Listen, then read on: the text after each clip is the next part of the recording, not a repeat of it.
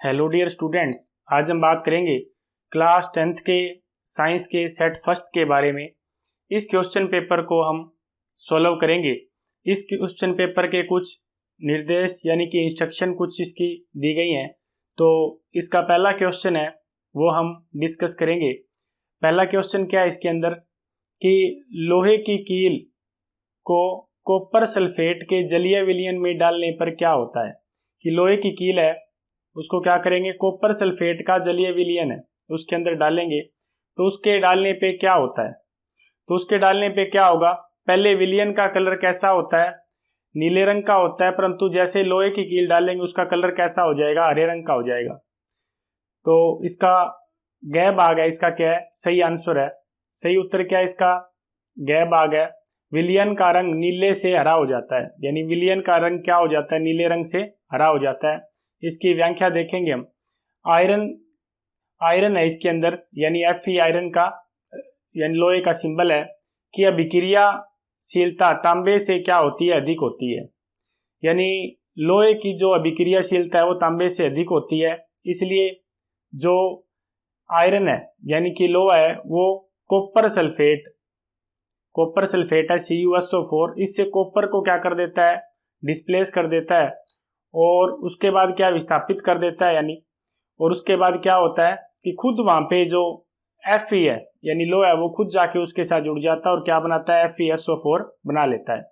ये इसकी अभिक्रिया दी गई है। इसमें क्या है, आयरन है वो क्या है, अधिक अभिक्रियाशील है किसके मुकाबले में, कॉपर के मुकाबले में।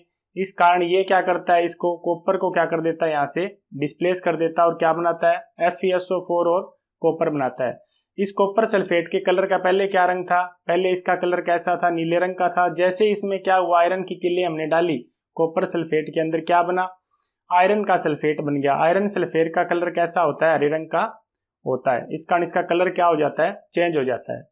उसके बाद नेक्स्ट क्वेश्चन इंग्लिश मीडियम के अंदर, इसी के अंदर फर्स्ट क्वेश्चन इंग्लिश मीडियम के अंदर, इसमें क्या है, व्हाट हैपन, क्या होता है, when an iron nail is put into an aqueous solution of copper sulfate, यानी aqueous solution है कॉपर सल्फेट का, उसके अंदर अगर आयरन नेल पुट करते हैं तो क्या होता है, तो उसके कारण क्या होता है, the colour of the solution changes, तो कलर है सॉल्यूशन का चेंज होता है, ब्लू टू ग्रीन के अंदर चेंज हो जाता है। तो इसका सी ऑप्शन क्या आएगा, इसका सही आंसर आएगा।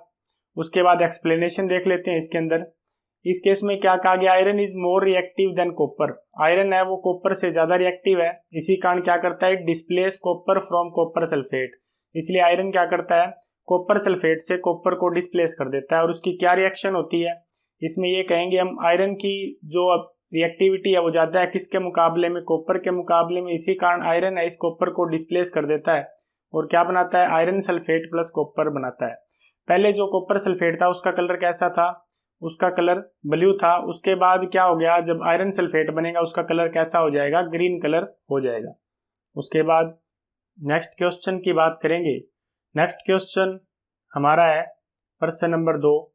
क्या कहा गया है, CSO4.12H2O का प्रचलित नाम क्या है। CSO4.12H2O का प्रचलित नाम क्या है, तो इसका नाम क्या होता है, प्लास्टर ऑफ पेरिस होता है। तो क्या भाग क्या इसका सही आंसर है, उत्तर क्या है इसका, प्लास्टर ऑफ पेरिस। व्याख्या करते हैं इसकी हम, CSO4.12H2O है, क्या कहते हैं इसको, प्लास्टर ऑफ पेरिस यानी POP कहते हैं इसको हम।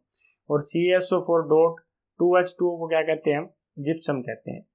उसके बाद इंग्लिश मीडियम का क्वेश्चन इसका, what is the common name of CSO4.12H2O, common name क्या है, CSO4.12H2O का कॉमन नेम क्या है, तो इसको क्या कहते हैं हम, प्लास्टर ऑफ पेरिस कहते हैं। तो ये वाक्य इसका सही आंसर है, correct answer plaster of Paris, A part इसका। एक्सप्लेनेशन देख लेते हैं इसके अंदर हम, CSO4.2H2O को क्या कहते हैं, जिप्सम कहते हैं। और CSO4.12H2O को क्या कहते हैं, प्लास्टर ऑफ पेरिस यानी POP कहते हैं। उसके बाद नेक्स्ट क्वेश्चन की बात करेंगे। नेक्स्ट क्वेश्चन में क्या आएगा, फिल इन द ब्लैंक्स आएगा। अब प्रश्न नंबर 3 क्या है इसके अंदर, वाहनों में दर्पण को पश्च दृश्य दर्पण, वाहनों में कौन सा दर्पण यूज करते हैं, यानी पश्च दृश्य दर्पण के रूप में वरीयता दी जाती है। यानी पीछे की जो भी व्हीकल आ रहा है, वाहनों के अंदर साइड में जो शीशे लगे होते हैं उनको देखने के लिए कौन से दर्पण का यूज किया जाता है, ये इसमें पूछा गया है। तो इसमें क्या कहेंगे हम कि इसमें वाहनों में उत्तल दर्पण का यूज किया जाता है। पश्च दृश्य को दर्पण के रूप में वरीयता वाहनों में दी जाती है। उसके बाद इंग्लिश मीडियम में ये question, in vehicles mirror is preferred as rear view mirror. Rear view mirror के लिए कौन से मिरर को प्रेफर किया जाता है? तो इसका आंसर क्या आएगा? इन व्हीकल्स द कन्वेक्स मिरर को यूज किया जाता है रियर व्यू मिरर के लिए। उसके बाद नेक्स्ट क्वेश्चन की बात करेंगे। प्रश्न नंबर इसमें 4 है, किसी लेंस की फोकस दूरी -20 सेंटीमीटर दर्शाई गई है। किसी लेंस है उसकी फोकस दूरी कितनी है? -20 सेंटीमीटर दर्शाई गई है। तो यह किस प्रकार का लेंस है? तो यह लेंस क्या है, कौन से प्रकार का है? तो यह लेंस कौन से प्रकार का है? यह एक अवतल यानी कनकेव लेंस है। अवतल लेंस है, कनकेव लेंस है। इसकी व्याख्या देखेंगे। लेंस की फोकस दूरी किससे लिखते हैं हम? यानी फोकल लेंथ f से लिखते हैं। अगर धनात्मक होने पे क्या होगा, कौन सा लेंस होता है? यानी उत्तल लेंस होता है। और ऋणात्मक होने पे कौन सा लेंस होता है? अवतल लेंस यानी कनकेव लेंस होता है। इंग्लिश मीडियम में इस क्वेश्चन को देखेंगे हम। The focal length of a lens, focal length है कोई भी लेंस की दर्शाई गई है -20 centimetre. What type of lens is it? यह किस तरह का लेंस है? तो इसका आंसर देखेंगे हम। ये कनकेव लेंस है यानी डाइवर्जिंग लेंस है। एक्सप्लेनेशन देख लेते हैं। By lens sign convention, negative sign किस चीज को शो करता है? नेगेटिव साइन फोकल लेंथ का किसको शो करेगा? डाइवर्जिंग यानी कनकेव लेंस को शो करेगा। और पॉजिटिव साइन है तो वो किसको शो करेगा? कन्वर्जिंग यानी कन्वेक्स लेंस को शो करेगा। उसके बाद नेक्स्ट क्वेश्चन, प्रश्न नंबर 5 है। उसमें क्या कहा गया है? निम्नलिखित प्रश्नों में दो कथन दिए गए। एक को अभिकथन कहते हैं, ए से रिप्रेजेंट करते हैं, और दूसरा कारण है यानी आर से रिप्रेजेंट करेंगे। प्रश्न के नीचे दिए गए उपर्युक्त विकल्प का चयन करते हुए उत्तर दीजिए। ऊपर यानी 2 विकल्प, इसके 4 विकल्प दिए गए हैं। उसके बाद दोनों कथन के बाद उनमें से उपयुक्त कथन का विकल्प का चयन करना है हमें। तो अभिकथन क्या है इसके अंदर? पादपों में तने की वृद्धि का कारण एक हार्मोन है। तो इसका अभिकथन क्या है? सही है, क्योंकि पादपों में तने की वृद्धि किसके कारण होती है? एक हार्मोन्स के कारण होती है। तो इसके अभिकथन सही है। कारण की बात करेंगे हम। अब्सेसी कमल एक हार्मोन है, पादप हार्मोन है। एक पादप हार्मोन है जो तने की वृद्धि में सहायक है। ये तने की वृद्धि में सहायक नहीं है। तो इसमें अभिकथन सही है, परंतु जो कारण है वो क्या इसके अंदर गलत है। यानी ये सत्य है, ये सत्य है, और ये क्या है? आर क्या है इसमें? यानी कारण है वो असत्य है। तो इसमें क्या आएगा? इसका सी ऑप्शन सही आंसर आएगा, यानी ग भाग सही आंसर आएगा। ए सत्य है लेकिन आर क्या इसमें असत्य है। ये इसका सही उत्तर है। व्याख्या देखेंगे इसकी हम। ए सही है। ए सही क्यों है? क्योंकि पादपों में तने की वृद्धि मुख्यतः ऑक्सिन जैसे हार्मोन द्वारा नियंत्रित और प्रेरित होती है। ऑक्सिन हार्मोन क्या करता है? इसको कंट्रोल करता है। परंतु जो कारण है वो क्या इसका गलत है। उसका कारण क्या है? अब्सेसिक एसिड एक पादप हार्मोन जरूर है, पर यह वृद्धि को प्रोत्साहित नहीं करता। वृद्धि को प्रोत्साहित नहीं करता बल्कि विकास को रोकता है। जैसे बीज का सुप्तावस्था यानी डोरमेंसी और स्टोमेटा का बंद होने जैसा कार्य ये करता है। इसी कारण क्या है? ये वृद्धि में सहायक नहीं होता। उसके बाद इंग्लिश मीडियम में इसका question, the question below consist of, जो क्वेश्चन दिया गया है उसके 2 पार्ट्स हैं, 2 स्टेटमेंट्स हैं। असर्शन है एक तो, और एक क्या है उसका रीजन है। Answer the question by selecting appropriate option, answer देना है सही ऑप्शन को सिलेक्ट करके। 4 इसके ऑप्शन दिए गए हैं। असर्शन क्या है इसके अंदर? The growth of stem in plant is caused by hormone, यानी स्टेम की ग्रोथ होती है प्लांट के अंदर किसके कारण होती है? हार्मोन्स के कारण होती है। तो असर्शन इसका सही है। रीजन की बात करेंगे हम। Abscisic acid is a plant hormone, abscisic acid एक प्लांट हार्मोन है that help in stem growth, जो क्या करता है? स्टेम ग्रोथ को बढ़ाता है। परंतु ये गलत है क्योंकि स्टेम ग्रोथ को बढ़ाता नहीं है अब्सेसिक एसिड। तो इसमें असर्शन सही है, इसका रीजन क्या इसका गलत है। तो इसका सी ऑप्शन सही आंसर आएगा। A is true but R is false.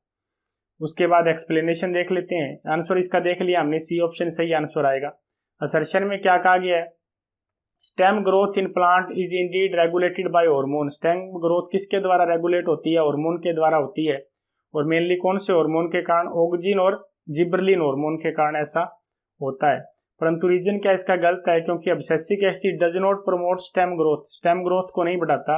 Instead इसके अलावा क्या करता है? इनहिबिट ग्रोथ को रोकता है।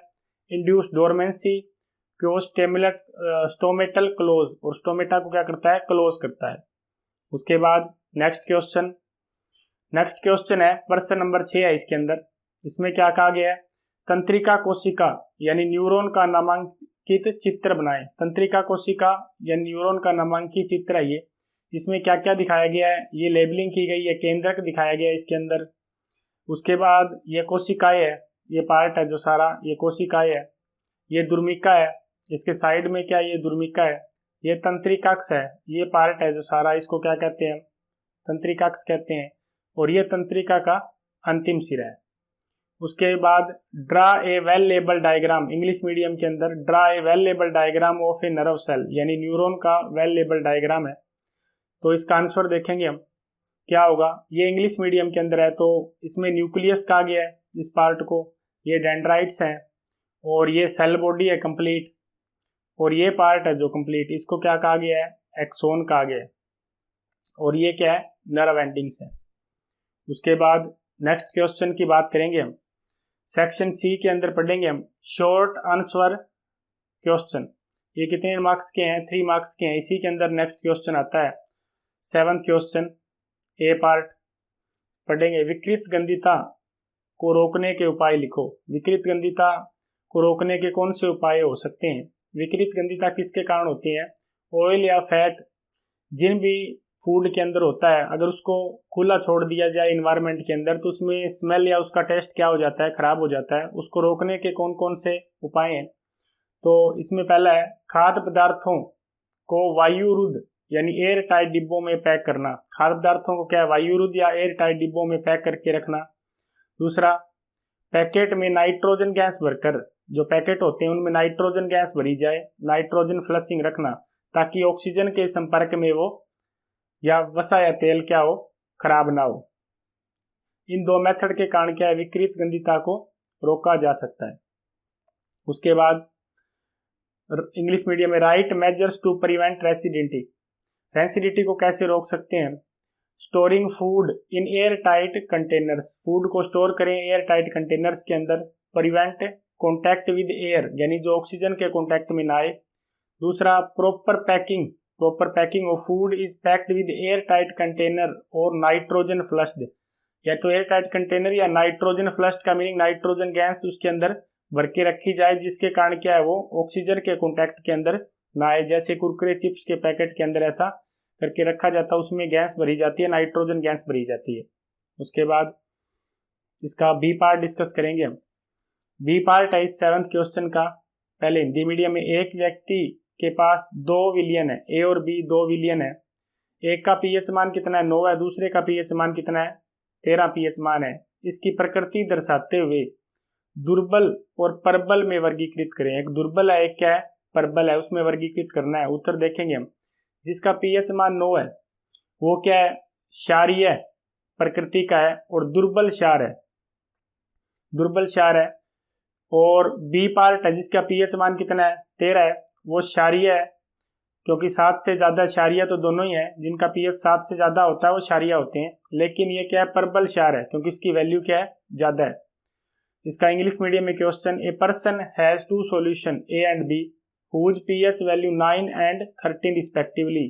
Classify them as weak and strong showing their nature. इनको क्लासीफाई करना है वीक और स्ट्रॉन्ग के अंदर, इनकी नेचर के अकॉर्डिंग। आंसर आएगा इसका सॉल्यूशन ए है जिसका पीएच मान 9 है, वो क्या? बेसिक नेचर का और वीक बेस है वो। और सॉल्यूशन बी है जिसका पीएच मान 13 है, वो बेसिक नेचर का है, परंतु वो क्या है? एक स्ट्रॉन्ग बेस है, क्योंकि उसकी वैल्यू ज्यादा है। उसके बाद नेक्स्ट क्वेश्चन आता है डी पार्ट के अंदर। ऐसे टाइप क्वेश्चन है इसके अंदर, 5 मार्क्स का ये क्वेश्चन है। 8th क्वेश्चन का ए पार्ट है, उसमें क्या है? मानव पाचन तंत्र का नामांकित चित्र बनाइए। मानव पाचन तंत्र का ये नामांकित चित्र है। इसमें ये अलग अलग पार्ट दिखाए गए हैं। ये जीवा है, ये मुंह को दिखाया गया है। ये ग्रासिका है जो पाइप इसको भोजन लेके जाती है। अमाशय है, ये पार्ट है इसका। शुद्राक्ष है, फिर है, ये यानी छोटी आंत है और ये बड़ी आंत है दिखाई गई है। ये गुहा द्वार है, तो ये अग्नाशय है, ये यकृत है, ये पीत नली है। ये अलग अलग पार्ट्स दिखाए गए हैं किसके, यानी कि मानव पाचन तंत्र के। ये डायाफ्राम है, ये जो रिप्रेजेंट कर रहा है यहाँ पे, ये डायाफ्राम को रिप्रेजेंट करता है। ये पित्ताशय है। तो ये अलग अलग पार्ट्स हैं डाइजेस्टिव सिस्टम के, यानी कि मानव पाचन तंत्र के दिखाए गए हैं। तो ये हिंदी मीडियम में पढ़ लिया, इंग्लिश मीडियम में पढ़ेंगे इसको हम। Draw well labelled diagram of human digestive system. Well label diagram बनाना है हमने ह्यूमन डाइजेस्टिव सिस्टम का। तो इसका आंसर देखेंगे हम क्या आएगा। तो इसमें क्या कहेंगे हम, ये डायग्राम बनाया गया है ह्यूमन डाइजेस्टिव सिस्टम का। इसमें अलग अलग पार्ट दिखाए गए हैं। टोंग है, ये माउथ है, ये इसोफेगस है, ये स्टमक है, ये स्मॉल इंटेस्टाइन है, ये लार्ज इंटेस्टाइन है, ये एनस है, ये अपेंडिक्स है, ये पेनक्रियाज है, ये लीवर है, ये बाइल डक्ट को दिखाया गया है, ये गोल ब्लैडर जिसमें क्या होता है बाइल स्टोर होती है उसको दिखाया गया, ये डायफ्राम है। तो ये अलग अलग पार्ट्स हैं ह्यूमन डाइजेस्टिव सिस्टम के रिप्रेजेंट किए गए हैं। उसके बाद नेक्स्ट क्वेश्चन बी पार्ट इसका, निम्नलिखित की पाचन में क्या भूमिका है। ये अलग अलग पार्ट्स दिए गए, इनमें पाचन में क्या भूमिका है, कौन कौन से पार्ट हैं। टाइलिन जिसको हम लार एमिलेज कहते हैं, पीतरस और हाइड्रोक्लोरिक अम्ल। आंसर देखेंगे इसका, टाइलिन क्या है, लार एमिलेज कहते हैं। यह लार में पाए जाने वाला एक एंजाइम है। यह क्या है, टाइलिन एक एंजाइम है। ये क्या काम करता है, यह स्टार्च अमाइलेज को माल्टोज यानी सरल शर्करा में तोड़ता है। स्टार्च को किस में तोड़ देता है, माल्टोज के अंदर तोड़ देता है। ये भी क्या एक शर्करा है यानी शुगर है। दूसरा पार्ट इसका पीतरस यानी बाइल जूस, इसमें पाचक एंजाइम नहीं है पर यह वसा को इमल्सिफाई करता है, वसा को इमल्सिफाई करता है और वसा की छोटी छोटी बूंदों में तोड़कर लाइपेज एंजाइम की क्रिया को आसान बनाता है। वसा को छोटे छोटे पार्ट में तोड़कर लाइपेज एंजाइम की क्रिया को क्या कर देता है, आसान बना लेता है। तीसरा पार्ट है हाइड्रोक्लोरिक अम्ल HCl। यह पेट में गैस्ट्रिक रस में पाया जाता है। किसमें पाया जाता है, गैस्ट्रिक रस के अंदर, पेट के अंदर ये पाया जाता है। भोजन में अम्लीय माध्यम देता है क्योंकि इसका पीएच मान क्या होता है 7 से कम होता है। इसी कारण क्या HCl क्या करता है, अम्लीय माध्यम देता है जिससे पेप्सिन एंजाइम सक्रिय होता है। और पेप्सिन एंजाइम क्या होता है, पहले एक्रिया होता है, बाद में क्या होता है जब ये HCl के कांटेक्ट में आता है एसिडिक मीडियम में तो क्या होता है वो सक्रिय हो जाता है क्योंकि पीएच मान 7 से कम हो जाता है। भोजन के प्रवेश करने वाले रोगाणुओं यानी कि बैक्टीरिया को नष्ट कर देता है और रोगाणु है जो भी यानी बैक्टीरिया है वो क्या कर देता है, उनको खत्म कर देता है। उसके बाद इंग्लिश मीडियम में इसका question, what is the role of the following in digestion. यानी डाइजेशन में किसका रोल है, एक तो टाइलिन एंजाइम है, सैलिवरी एमिलेज कहते हैं इसमें, बाइल है, हाइड्रोक्लोरिक एसिड है। आंसर देखेंगे टाइलिन यानी सैलिवरी एमिलेज किसमें होता है, सलाइवा के अंदर प्रेजेंट होता है। क्या काम करता है, break down starch complex carbohydrate को माल्टोज यानी सिंपल शुगर के अंदर तोड़ने का काम करता है। दूसरा पार्ट है इसका bile, secreted by liver and store in the gall bladder. Liver के द्वारा सेक्रेट होता है और स्टोर कहाँ होता है, गोल ब्लैडर में होता है। Contain no digestive enzyme, enzyme नहीं होता but help in the emulsification of fat, fat को तोड़ने का काम करता है। Breaking large fat globules into tiny droplet, छोटे पार्ट में तोड़ता है उसको। Providing alkaline medium for action of pancreatic enzyme. Alkaline medium यानी पीएच मान क्या करता है 7 से ज्यादा करता है जिसके कारण मीडियम क्या हो जाता है, अल्केलाइन हो जाता है, जिसके कारण जो पैनक्रियाटिक एंजाइम है वो बढ़िया तरीके से एक्ट करते हैं। तीसरा part hydrochloric acid secreted by gastric gland in the stomach, stomach के अंदर गैस्ट्रिक ग्लैंड के द्वारा सेक्रेट किया जाता है। Make the medium acidic, medium acidic बनाता है which is essential for activation of pepsin. और एसिडिक मीडियम किस लिए जरूरी है, पेप्सिन के एक्टिवेशन के लिए जरूरी है। Help to kill harmful bacteria present in food, और हार्मफुल बैक्टीरिया को क्या कर देता है, फूड के अंदर खत्म कर देता है। उसके बाद नेक्स्ट क्वेश्चन की बात करेंगे।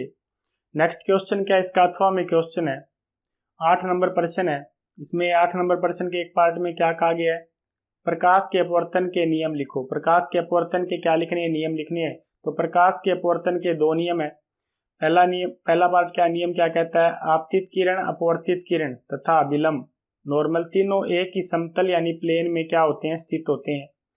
दूसरा क्या है इसके अंदर, आपतन कोण अपवर्तन कोण के बीच में संबंध स्नेल्स नियम से दिया गया। दोनों में किसके द्वारा नियम दोनों में रिलेशन कैसे बताया गया है, संबंध स्नेल्स लॉ के द्वारा बताया गया। Sine i upon sine r अपवर्तनांक के बराबर होता है, कांस्टेंट वैल्यू होती है।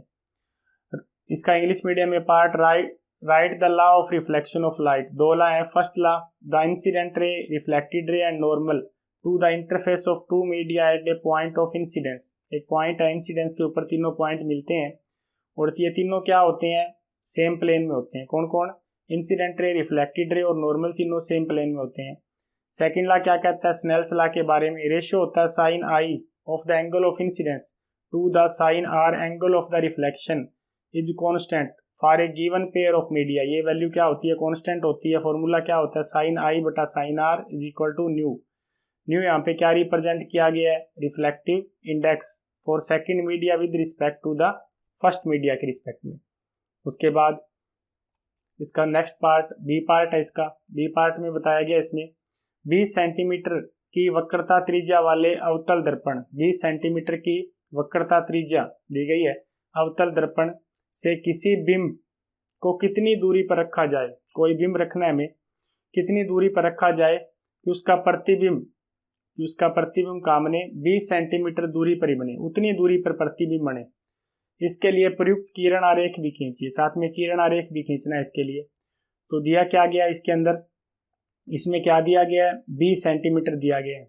क्या दी गई इसके अंदर, वक्रता त्रिज्या दी गई 20 सेंटीमीटर और फोकल लेंथ निकालेंगे इसके अंदर हम, एफ की वैल्यू निकालेंगे, r/2 फॉर्मूला होता है, कितनी आ जाएगी 20/2 10 सेंटीमीटर आ जाएगी। और अवतल दर्पण है तो उसके लिए क्या आएगा, -10 सेंटीमीटर आ जाएगी। प्रतिबिंब दर्पण से 20 सेंटीमीटर पर बने, कितनी दूरी पर बनता है प्रतिबिंब, 20 सेंटीमीटर पर, तो भी क्या आएगी उसकी, यानी v की वैल्यू क्या आ जाएगी, -20 सेंटीमीटर आ जाएगी। तो दर्पण सूत्र का यूज करेंगे, क्या होता है 1/f is equal to 1/v plus में 1/u। यहाँ पे वैल्यू पुट करेंगे, v की वैल्यू कितनी है 1/, इसकी f की वैल्यू कितनी है 1/-10 है, इक्वल टू v की वैल्यू कितनी है 1/-20 है प्लस 1/u। इसको हम सोल्व करेंगे तो यहाँ पे हमारे पास क्या आ जाएगी, u की वैल्यू क्या आ जाएगी, -20 सेंटीमीटर आ जाएगी। अतः बिंब को दर्पण से 20 सेंटीमीटर यानी केंद्र C पर रखें तो तब प्रतिबिंब 20 सेंटीमीटर पर वास्तविक उल्टा और समान आकार का बनेगा। वास्तविक बनेगा, उल्टा बनेगा और समान आकार का बनेगा। उसका किरण आरेख ये नीचे बनाया गया, देखो कैसे बनाएंगे इसको हम। यहाँ पे क्या रखा गया, एक बिंब रखा गया है, उसका प्रतिबिंब क्या बनेगा, C पर ही बनेगा। कैसा बनेगा, वास्तविक उल्टा और समान आकार का बनेगा।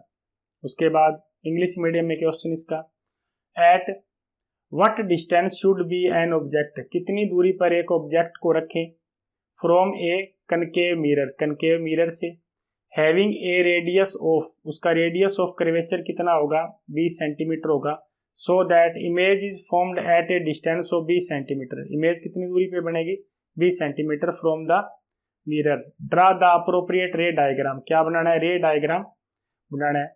तो इसका आंसर देखेंगे हम, क्या होगा, place the object 20 centimetre front of mirror, कहाँ रखेंगे 20 सेंटीमीटर सामने है मिरर के। फिर इसके लिए क्या होगा, कनकेव मिरर है तो क्या आएगा r/2 होगा तो इसकी जो फोकल लेंथ आएगी 10 सेंटीमीटर आ जाएगी। और अगर साइन कन्वेंशन के अकॉर्डिंग लिखे तो इसकी वैल्यू क्या आएगी, -10 सेंटीमीटर आएगी।